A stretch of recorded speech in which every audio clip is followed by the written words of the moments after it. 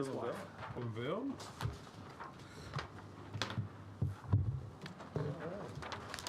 Phill under Phill.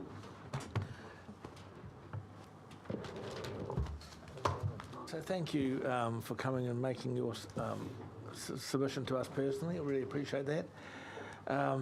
So the rules are, Phill, are you making the submission, I presume, are you? Yes. That you have 10 minutes. You have 10 minutes, and within 10 minutes, councillors need to, if they have questions, you need to calculate that within the 10 minutes. And it's really good for councillors to, if you introduce yourself and tell them who you are and how you fit into the scheme of things in Hawke's Bay. Okay. The floor is yours. Right we are. My name is Phill Norman. This is my wife, Pam. We've been residents of Hawke's Bay for 7 years now. We came up for a year 7 years ago. I work for the Regional Council. I was a harbour master for 5 years and have a great interest in the port and its future benefit for Hawke's Bay. As we say at the start of our submission, we support the new wharf 100%.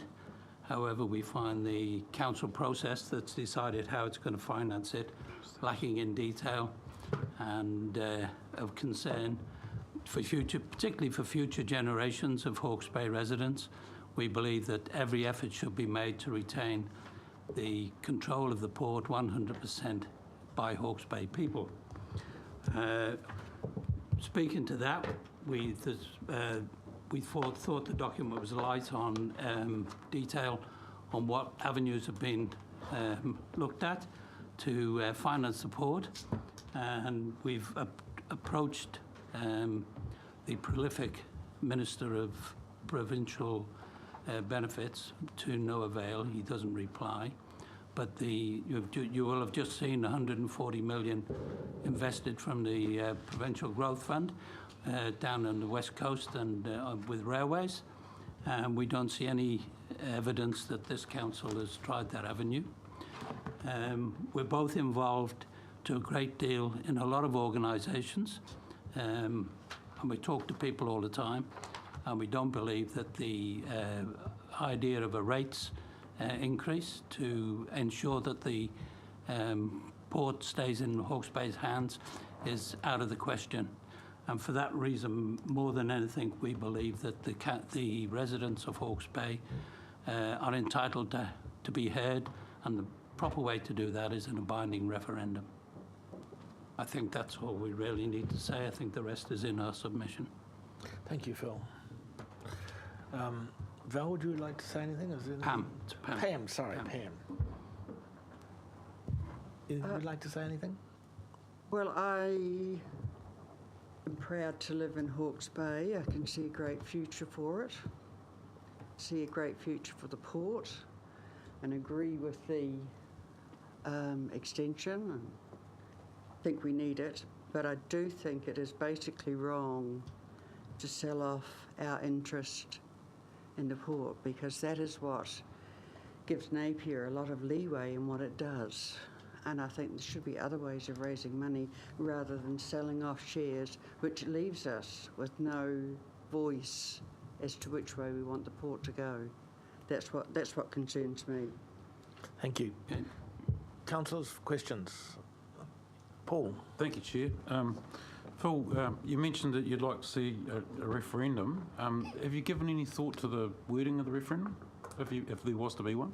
I'm not in great detail. I've been online looking what the procedure is. I believe we need 10% of, if we go to a citizens or ratepayers referendum, we need to gain 10%. And that is one avenue that I've been speaking to other people about. But the wording would be primarily around, we would hope in a referendum that we will get more detail than what was given in the flyer here. A lot of people still haven't received things from the council, by the way, advising them of them. The wording would be specifically what the increase in rates would be. Different ways of doing that. One of the suggestions has been that those of us who could afford it could front up with the, I think it was $9,000 over 10 years was quoted in the flyer. front up with that initially, for maybe even for a slight discount, which would give council immediate funds and would help to alleviate the cost to people who can't afford the full amount that's quoted in there. So there's lots of things to be made aware of before we can come up with the exact wording of what the referendum would be. But basically, the referendum would be sell or not sell. Okay. Thank you. Fenton? Thank you, Mr. Norman. Thank you for your presentation. Sort of like old days, waiting for a report from you. Good to see you back at the table. The proposal for the new wharf, with all your experience, are you comfortable that it's the right structure in the right place? With during Yeah, I your am. 5 years, you think that's I've spoken. the actual development is worthwhile and is totally necessary in your view? I think it's essential for Hawke's Bay. At the moment, we're an export-import. There's a certain amount that is transshipped, but I think if we don't go down the line of allowing bigger ships in, then you're going to become part of a hubbing port for the likes of Tauranga, which would add considerable cost to businesses, and I can't see it achieving the expansion in employment that creating the new wharf would do. And the new wharf, the structure, there's no better configuration in your view if No, they I were don't going to think invest so. that money? I know there's some, I've spoken to a couple of the pilots, there's some concern about ships coming into the entrance with the advent of the Wharf 6, but I don't believe that that's insurmountable. I think with additional dredging and a new approach line, it could be made quite acceptable. Thank you. Any more questions? You asked them. I asked you a question. Yeah. Thank you very much. Can I ask a question? Yes. There was a halfway house proposal put to us earlier today where instead of just a straight IPO sell down, that we issue shares to ratepayers which would be paid over a period of time through rates. Would that be something that you would find more acceptable? We thought about that, and that again leads us to the fact that you're attracting people who can afford to invest in shares. A lot of ratepayers are not in that position, and the port and belongs to the whole of Hawke's Bay. So I don't think you should be going down the line where any proposal like that excludes the possibility that the whole of Hawke's Bay can still be involved. It's nice to think you can get shares and make a bit of money on the side, but that's not what the port's there for. The port is there to support the businesses of Hawke's Bay, and through supporting every ratepayer. I don't think anything in that at the moment, other than the first proposal with borrowing and rates, addresses that situation where everybody in Hawke's Bay has some value in what's going to happen. No more questions? Thank you very much. Okay? Pam and Phil, thank you. Robyn? Now, Robyn, we're a little bit ahead of time. Are you, Mr. Gwynn, are you able to do your submission now? Yes, are you able to do it now? Oh, sorry. Well, we're running ahead of time, and we can hear you now if you are happy for that.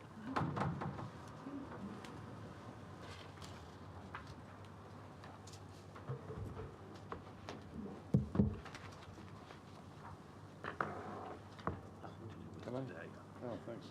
The closed envelope, hey? Nothing to do with today. We're not sure about that. Look at the grin on his face. It's a question for his last Rob, thank you very iteration much. 20 years So, as you are well aware, the rules of engagement are every submitter has 10 minutes, and even though we've had a few spaces, we've got to stick to the 10 minutes, I'm sorry, because to be fair to everybody. So if you want councillors to ask questions, you have to leave some space for that. And although you are well known to everyone around this table, it is, maybe you're not to some, so it's really good for councillors to understand who you are and your background a little bit more. I'm Robyn Gwynn. I'm a historian by profession and a past Napier City Councillor. Good afternoon. Last month I wrote an opinion piece published in Hawke's Bay Today. It produced an unexpected reaction, at least unexpected to me. I received more feedback than I ever have before from anything equivalent. What was interesting was the form that the reaction took. About half of the people, many unknown to me, who made contact simply expressed agreement. No one expressed disagreement. But the other half was saying something a bit different. Their comments were along the lines, "Thank you for your piece because I was very confused and it clarified things." The reason they were confused was because of failings in the consultation document that you put out. Their confusion was lessened because I'd started from fundamental questions that the document should have asked and hadn't. And that really is what this submission is all about. My own first appearance before your predecessors on this council was in the last century, nearly 20 years ago, and it was on the precise issue now before us. Should we or should we not sell off the port, whether in whole or in part? That is a key issue of principle. It comes first, not as an afterthought. So to forget the long-term context, to ignore the reasons why such a suggestion has always been rejected, makes a mockery of our port have your say.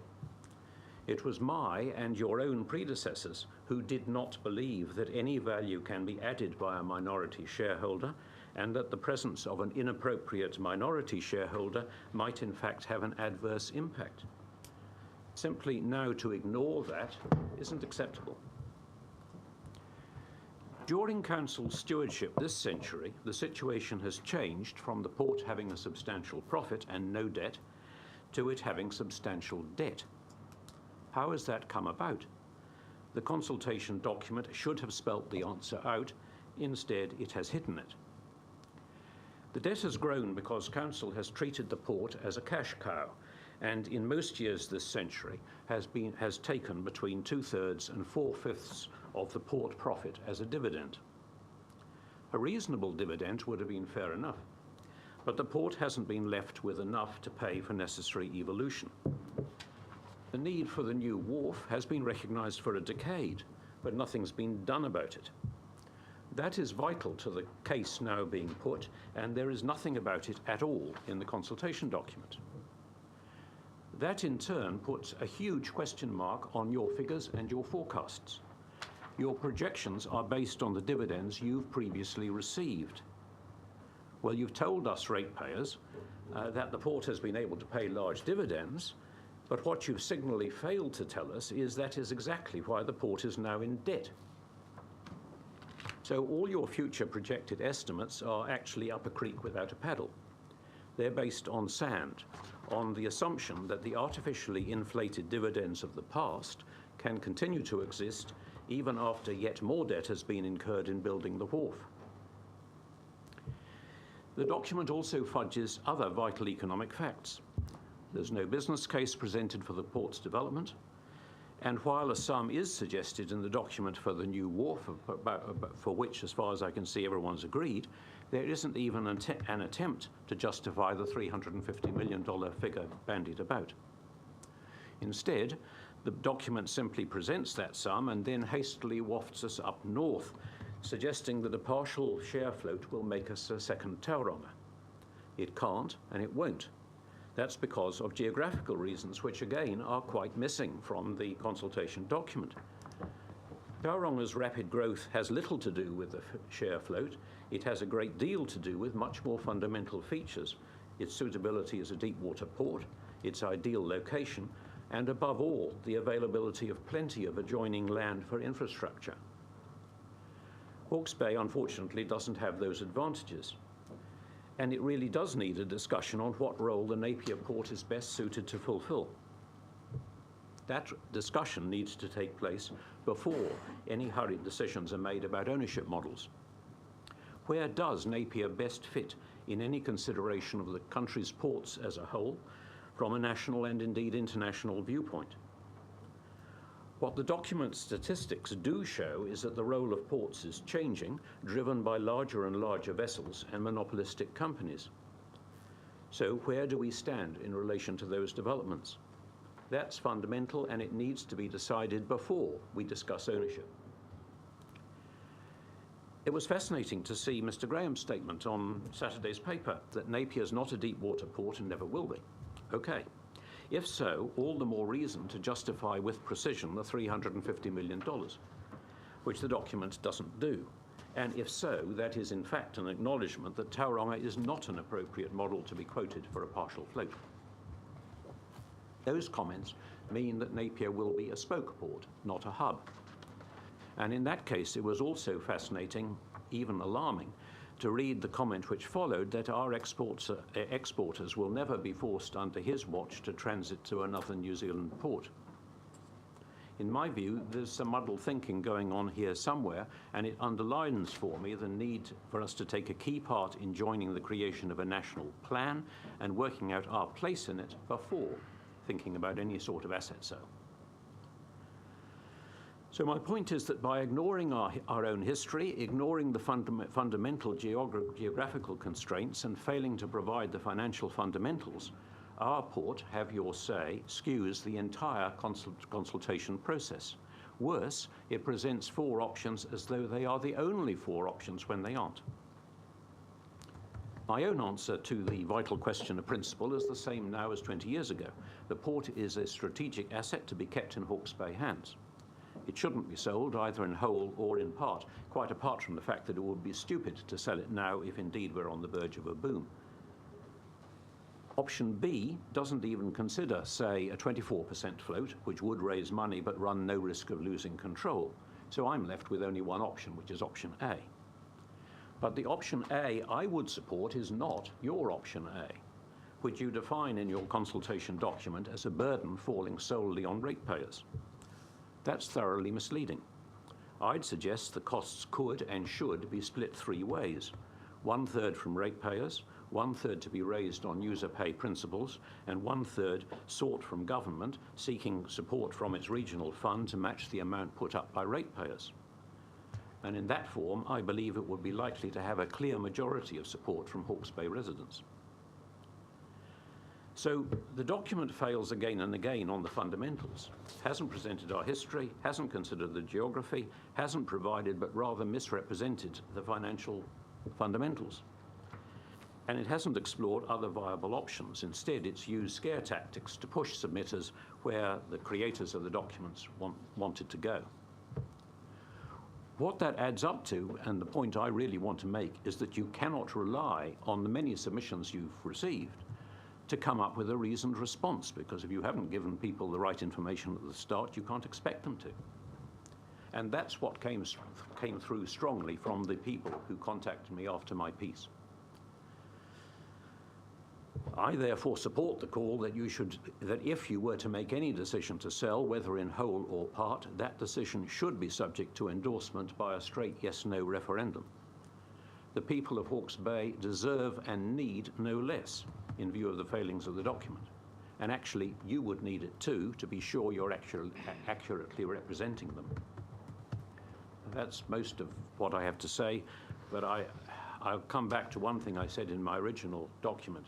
It seems to me the whole attraction to investment is actually a blind alley in a sense. I mean, of course you need money, but the central concern of the Council must surely be to sensibly use the assets under its immediate control, and those came about because of a duty to maintain the environment and because of a gift, the control of the port for the better interests of people in this country, not primarily for investment.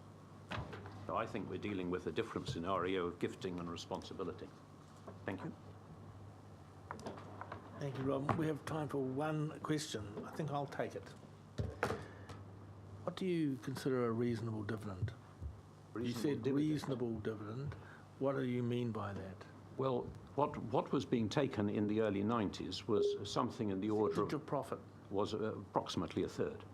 A third. No, the port clearly could live with that because it did at the time and ended up with no debt. What it hasn't been able to live with is 2/3 to 4/5, and that's what's happened this century. Do you think a third would be reasonable? Yes, I do. Thank you. Thank you, Robyn. That was excellent. You took your most of the time, but it was good to hear. Thank you very much. Need some copies of that document? Yes, I'll pile them here. Yeah. Let's give one to Mr. Gwynn.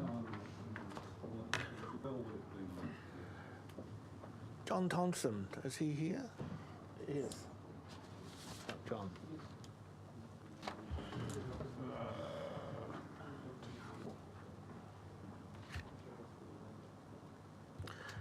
Welcome, John. I finally get to see you in the flesh. Hoping you wouldn't recognise it. Enjoy your letters to the editor. Thank you very much. So, John, you have probably heard, but I'll go over it again. We have 10 minutes, and if you want councillors to ask questions, you've got to calculate that within your 10 minutes. And it's really useful for councillors to have a bit of understanding who's talking to them. So, not just your name, but where you fit in our community. Okay. Yeah. So, the floor's yours. Sorry, do I speak into that? Is that? It should automatically come on. I'll You catch talk. you, don't it? Okay. My name's John Thompson. I live in Havelock North. I was born in Hastings. My dad lived in Hastings. My grandfather lived in Hastings. His great-grandfather lived in Hastings. And I've grown up in Havelock and been to Wellington and been overseas for many years and back in Havelock with the family, been here 15 years again. So, how's that? Something's wrong there. That you haven't moved to Napier. Yeah.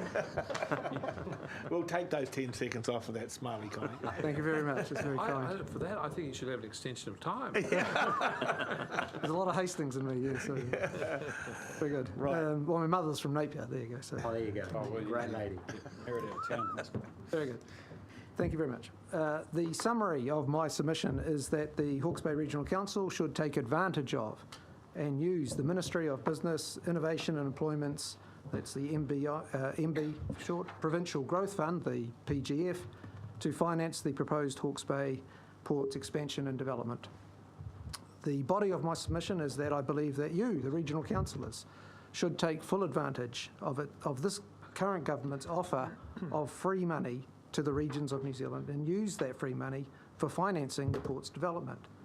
I say, take the generosity of the government at face value and grab it with both hands. After all, and as the saying goes, one doesn't want to look a gift horse in the mouth.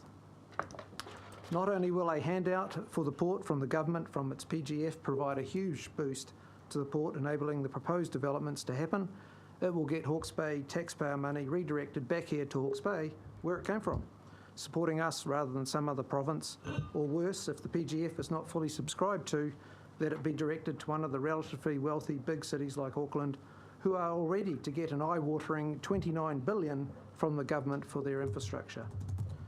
If successful with an application for funding from the PGF, you will not have to adopt any of the 4 funding options you have put forward, but you will still get your desired outcome of a developed port suitable for the future needs of Hawke's Bay, and with the bonus of an even financially stronger port balance sheet. You will therefore get to keep your powder dry and carry out your preferred option at another date from a stronger position. It's a classic win-win. With a government PGF handout, you will be able to simply and easily get on and expand and develop the port without any change of ownership and without all of the negative feedback that will generate, without any change of structure, with no Port of Tauranga takeover and all at no cost to Hawke's Bay exporters such as orchardists, forestry exporters, Napier retailers, etc. And most importantly, at no cost at all to the Hawke's Bay ratepayers, except for the tax they have paid. There is no risk, no fallout, everyone will be happy. Amazingly, almost unbelievably, it's simply free money. I understand that there is approximately 400 to 500 million still available from the original $1 billion fund, which this government promised, and that more than covers all of the requirements set out in your development plans, which is 350 million. Indeed, I say be bold, be cheeky, pop in some nice to haves and ask for 400 million. Incredibly, it gets even better, for the MB website states that the government has quote, allocated $3 billion over a 3-year term to invest in regional economic development, unquote. So the fund has grown from $1 billion to now a staggering $3 billion.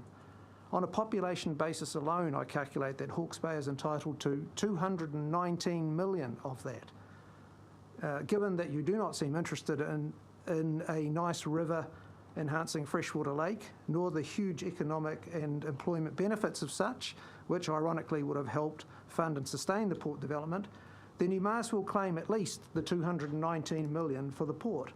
Although I do not see why you don't make a submission for a full 1 billion and do both the lake and the port, given that there is this 3 billion floating about, so to speak. I have digressed. To be eligible for the funding from the PGF, I quote the MB website, which states, quote, your project is eligible if it helps grow our regions and meets our criteria, unquote.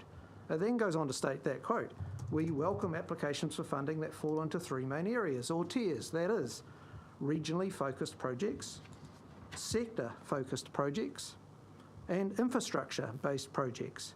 You can make an application to any of these 3 areas or to 2 or more where they are interconnected.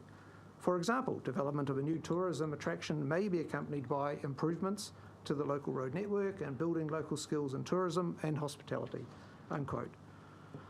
I put it to you councillors that the port development ticks all of the boxes of eligibility and type.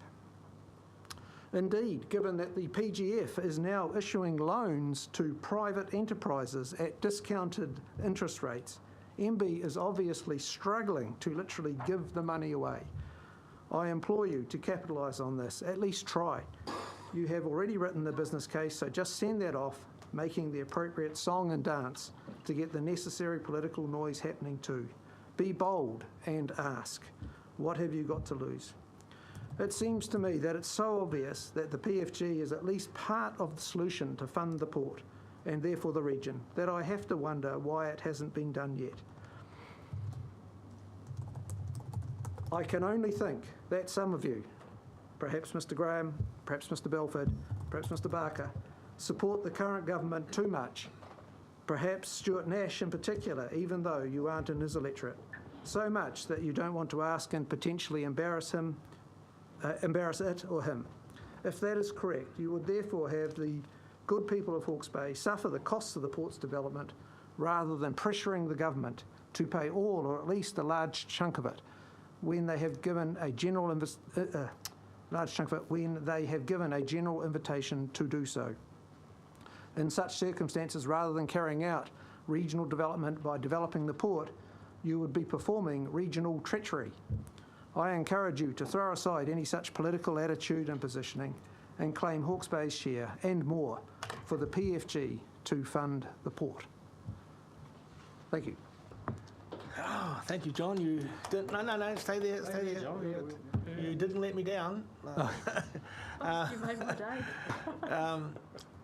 Paul, questions. We've got 3 minutes, John. So you've got 3 minutes. So you did well. Oh, okay. Thank you, Mr Thompson, for that most illuminating presentation. Thank you very much. If we've already applied to the Provincial Growth Fund and have been turned down, what would be your next preferred option to deal with the financing of the Wharf 6 project? Yeah, so I don't have a problem with private ownership and possible selling it off and what have you. I haven't gone into the full details of all that, but I'd be surprised if you had applied. Have you? Yeah. You have. Mm-hmm. So the council has applied to the PFG for funding for the port. Mm-hmm. We talked to them and they would give us a loan, but they wouldn't gift us money. Right, so I suggest, therefore, that you haven't done a very good job and that you need to put a lot of political stirring around that. You need to put... Thank you. Fenton? Oh, that was my question. We've had a go. What was Plan B, and you're happy to divest or share ownership? Is that what I'm hearing? As a second option, yes, I don't have a problem with that. But hang on, sorry, I'll go back to, I don't believe you've done a very good job. Sorry, I don't mean that disrespectfully, but you need to obviously put a whole lot of political pressure on and make a song and dance, get Stuart Nash out there. You need to do a whole lot of noise here to put the political heat on to get the funding. That's clearly a major part of it. They're not obviously going to just follow what they say on their website. you need to put some more noise around it. So I would suggest you go back and do it again. Sorry, is it okay, Chair, if I ask another question? Yeah, sure. If it was so important to do a political song and dance about that, where has Lawrence Yuill been in all this? Well, it's not his government that's in power. I'm not supporting Lawrence Yuill on this. I'm just saying this is the government that's there and this is what they're offering. And obviously there's a political noise that goes with that. Obviously they're looking for votes and what have you, and that's cool. I don't have a problem with that. That every government, has its preferences for where it puts funding and what have you, but we need to make a bigger noise than that. We need to get 219 million is what we're justified on a per head basis.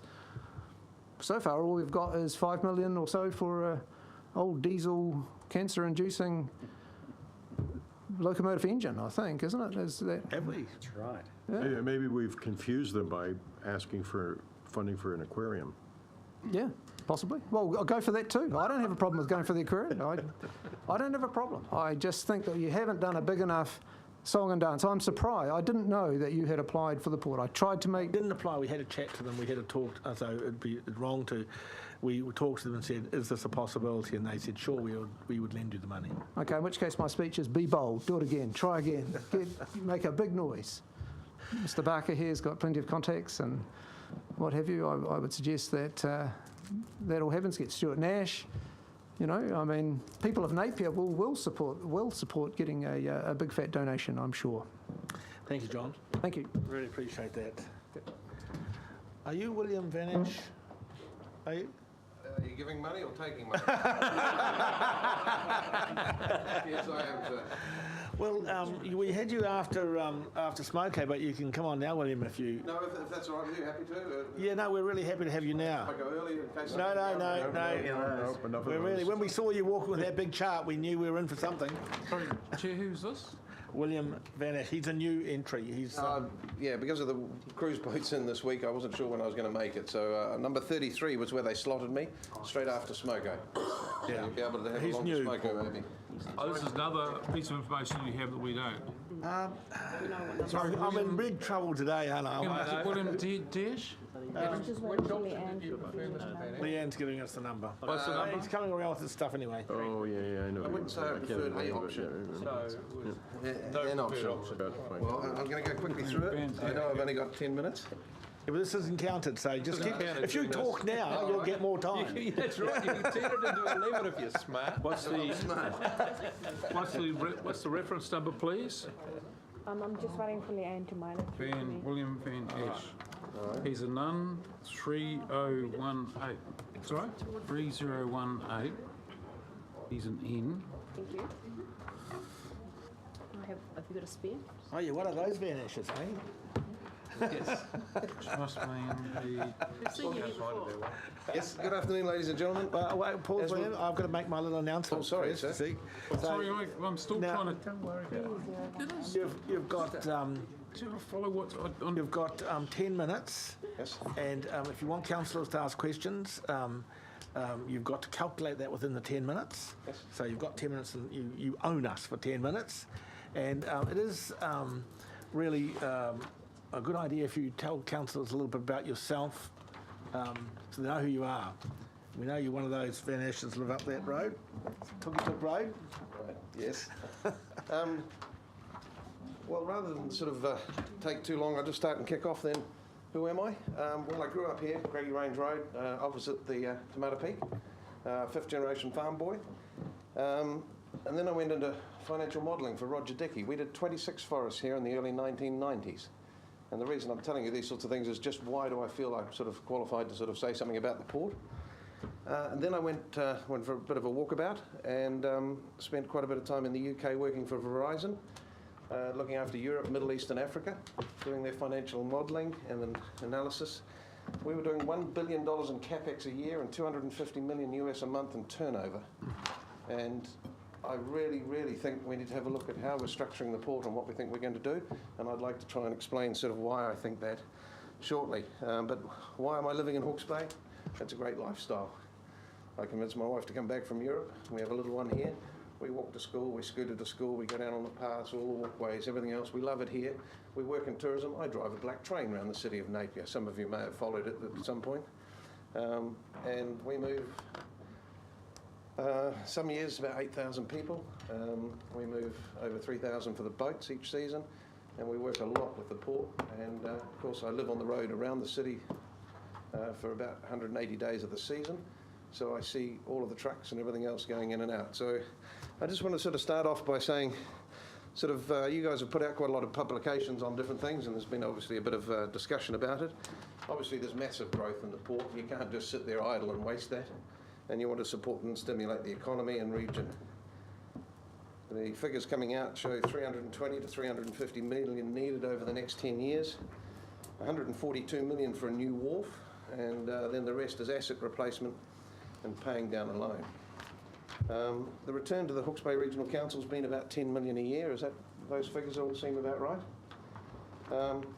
Option B, which is the one you prefer, I believe, raises 170 million after costs, and that costs us 45% of the port, and leaves it owing future dividends and costs to about the tune of 15 million. I know that might seem a little bit high, but having worked with companies that are listed, you can't underestimate the paper pushing that's needed and the team of people just for reporting and everything else. Money just goes in reporting for dealing with the share market. So I believe, honestly, it will cost the port about that. But whatever you think, whether it's 12, 15 million, it's still going to be a lot each year. So then on the next page of the presentation I gave each of you, it jumps through to my thoughts. You've got revenue risk at Hawke's Bay Regional Council, but it's mainly limited natural disasters. I mean, you guys have the port. It interacts with every importing and exporting industry in the region. If dairy goes down, logs are still up, meat's still up, apples are still up.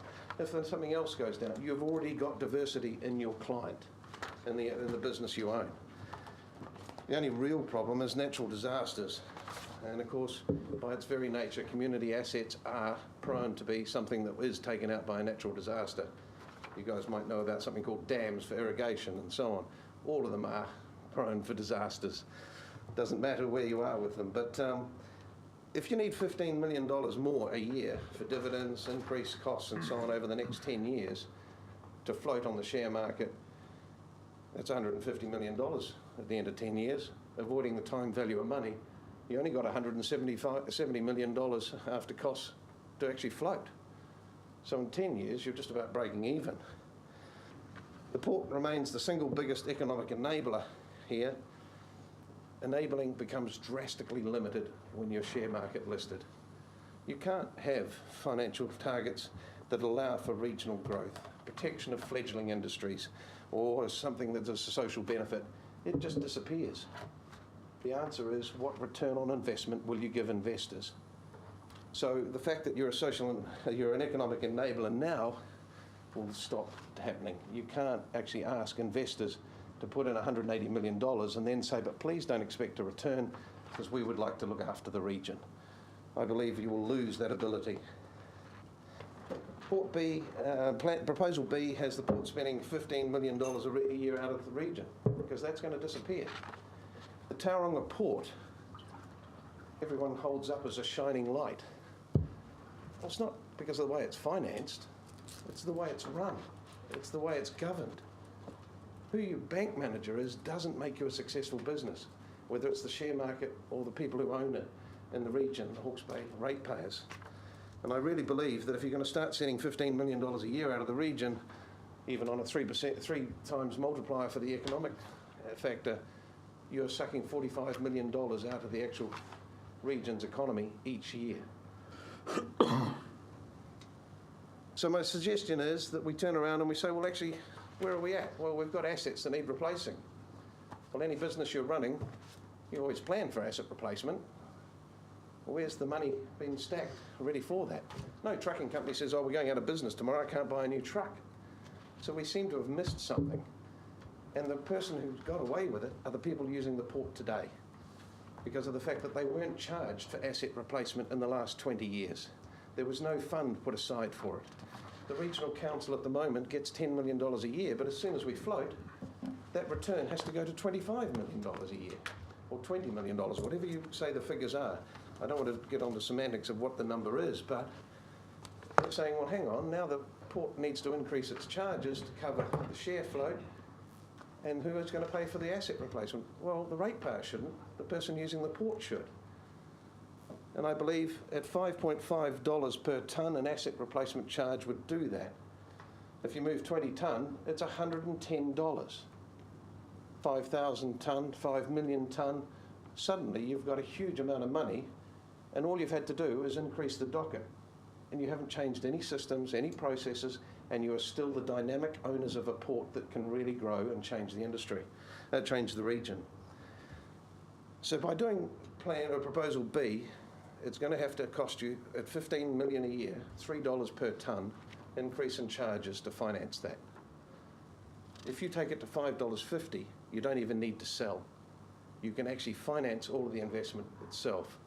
Now, on about, I'm sorry, I didn't put page numbers on it. On about page 6, you've got a graph in your handout there. And I've managed to put together a way of the fact that if you put a $5.50 surcharge per tonne on the port, if you straight line that over 10 years, it gets to 300 million. But if you want to bring that forward, you say, well, look, exporters, we're going to hit you hard for the first few years, but we're going to decline it. And then we pay it forward. We start off with $10 a tonne, $9 next year, third year, $8, $7. And that will give you all of the money you need to finance the port. You don't need to sell it. You stay an economic enabler, and the region still owns the port. Now, no matter how you dress it up, if you sell shares, less people will own it. In Tauranga, 75% of the shares are owned by the Hawke's Bay, the Bay of Plenty Regional Council and 20 entities. That's it. And most of them are foreign listed. Please don't send money out of the region. Please don't turn it into a situation where we cannot actually control our own port. I know it's easy to say, oh, but we still have 49%. You still have to please shareholders. You still have to please the market. Even if they own 10%, bad publicity is not good, so you will always err to look after them first and the quiet majority, the region, later. And I think that's dangerous to have. So I believe, in summary, that if you put a $5.50 flat charge, front-loaded if need be, you can fund everything. You can actually, therefore, in time, build a reserve for the risk aversion that you have for your revenue stream. You can shut down options on that because you can put up a cash reserve, and you can actually slowly wean the port off those extra charges if you feel so inclined. But at the moment, I find it interesting and have a few questions of just why don't we have an asset replacement strategy? Why are we only asking $10 million a year for a return to the Hawke's Bay Regional Council when suddenly, when we sell 45% of it, we're going to ask for twice that? And we actually want that going out. We already own the asset. We're not changing the value of it. We're putting a bit of cash in. Why are we suddenly now expecting them to pay twice as much? Should we have not been asking for that over the time to be able to have all this money? So I don't want to look backwards, though. We are where we are. And I think the best thing for us is to actually stay owners of it, work it out with the exporters and importers, and we've got massive growth we could have here that wouldn't need to change the infrastructure. All the containers coming here to fill up with apples, most of them come empty. The McKim family is here with Big Save because they can backhaul a container out of Asia for half the price. If you go to Auckland, it's imports are the problem. We haven't gone out and chased down all of the other importing companies and said, come to Napier, we can do it for half price because we're already bringing the container here to fill it up with stuff going out. There's a lot more we could do. And I believe there's one extra thing, can't take it away, and the fact that I really think you should do something completely radical. This is what it used to look like before the earthquake, and that's what it looked like after the earthquake. If you were to dig a hole through here in the lagoon farm and put a whole lot of F-shaped legs there, you could have the world's biggest port, complete container. It's all dug on land. It's the cheapest thing to do, and you don't even have to change this. You convert that to a domestic and cruise passenger terminal. They pay $40,000 for a mooring down here in the yacht club and the different places around the country. You can turn that into bars, restaurant, nightclub. You could make that a multi-million-dollar facility. You guys would have another revenue stream from it, and all you've got to do is dig through here and put all this in up here. You would end up with a huge, easy asset. All the logging trucks don't come to the city. All the container ships and everything go over there. All of the traffic stays away from Napier. Ahuriri can develop properly, and you would end up with a complete tourist resort here and a wonderful city, and all of this could be the massive, biggest container park. We could have all of the containers for the rest of New Zealand sitting on that land, and it doesn't even produce 10 blades of grass a year. Thank you, William. Fine. Thank you. You're more than your time, mate. You got away with murder when you lifted that chart up because I thought, I've got to see this. You were out of time when you lifted the chart up. It's not good at timing, as my wife says. But very fascinating and a fascinating concept. Somebody else has said that to us in one of the meetings that we went to. That are very similar, not quite as innovative as you put up, but certainly Tongoyo as a point. I think it was looked at once. And Maybe costed the railway and the bridge to get. no, we're not going into questions. Well, you see, the railway doesn't need to get through. The railway's going to the port. That's the point. There's no passenger service. The railway is going to the port. Yeah, well, we've had our 10 minutes. Sorry. Sure. What do they think about that? No. Thanks, Colin. That was really interesting, and thanks for coming along. Really What are the appreciate new it. owners of the farm? Really interesting. Thank you very much. Now, George hasn't come. Do we have time before? Is Nicholas here? No. Thank you. Or William Dickey? No, that's getting out a bit. So we may have to stop and have a early cup of tea. Have another one. Another cup of tea. How would you do the road? Keep you all going. So we will pause for a minute because Something stronger than tea. yeah, Hundreds of millions of drops a year. because we actually have a few after. We'd do that at the same thing if we wanted to overtake it, couldn't we? They don't have the land. They don't have the land. So we'll come back at.